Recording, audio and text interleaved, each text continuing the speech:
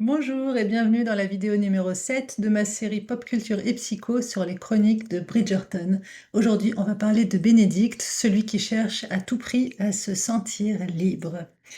Bénédicte, c'est le deuxième de la fratrie, le deuxième fils. C'est le frère qui refuse de se plier aux règles.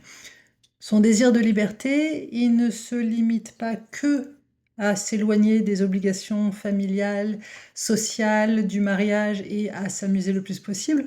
Il exprime surtout une quête profonde d'autonomie intérieure.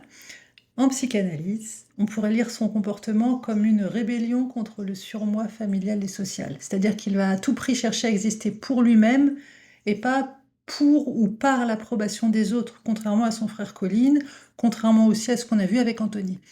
Donc son humour, ses voyages, toutes ces tentatives artistiques, ce sont des sublimations, c'est des façons de transformer ses tensions et ses frustrations en création et en expression personnelle. Pour autant, Bénédicte, il montre aussi un grand conflit entre son désir et sa loyauté, parce qu'il aime sa famille, il est très aimant, il est présent pour elle, mais c'est une véritable douleur pour lui quand on attend de lui qu'il rentre dans un moule. Il refuse complètement de se fondre dans les attentes qu'on a pour lui. Il incarne en fait un dilemme qui est assez universel, qui est comment être soi sans trahir ce qu'on aime et sans trahir ceux que l'on aime non plus. Donc il est vraiment dans un positionnement qui refait penser à nouveau au vrai soi dont je vous parlais dans la vidéo, je crois, précédente avec Winnicott.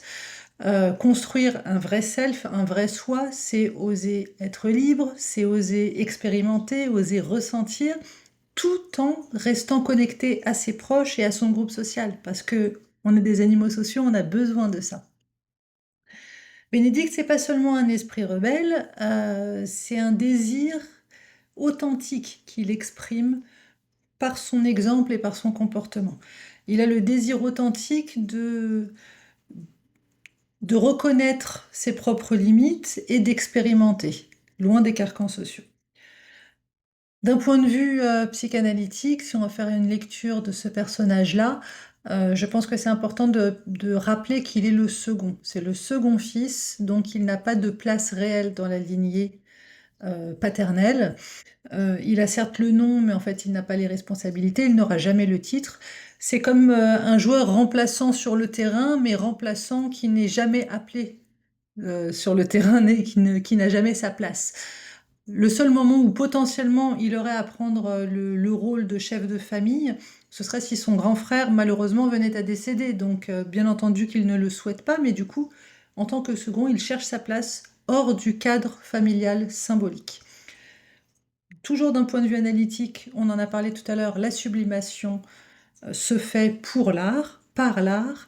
C'est un moyen pour lui de dire et de verbaliser son désir de transgresser. Et enfin, son parcours est vraiment une bonne illustration de la tension qui existe en chacun d'entre nous entre le désir individuel et le désir d'appartenance. En termes de référence, on revient toujours à Winnicott, parce que Winnicott a beaucoup parlé du développement de l'enfant, mais on retrouve les mêmes dynamiques et les mêmes schémas que l'on répète dans nos vies adultes également. Donc tout ce qui est créativité et espace potentiel, ça, je vous renvoie à Winnicott pour ça. On peut parler de Lacan qui parle de l'objet du désir comme étant hors norme. On peut parler de Jung qui parle toujours d'individuation, de comment exister sans pour autant s'isoler. Dans la prochaine vidéo, on va parler d'un sujet un peu parallèle. J'aurais pu faire une vidéo commune entre ces deux personnages, mais j'ai préféré leur donner chacun leur espace individuel parce que nous allons parler d'Héloïse. Héloïse qui elle aussi recherche sa liberté, mais qui est plus dans une démonstration de rébellion. Donc dès demain soir à 20 h, je vous invite à retrouver la vidéo numéro 8 juste ici. Et d'ici là, je vous souhaite une très bonne fin de journée et prenez soin de vous. À bientôt, bye bye.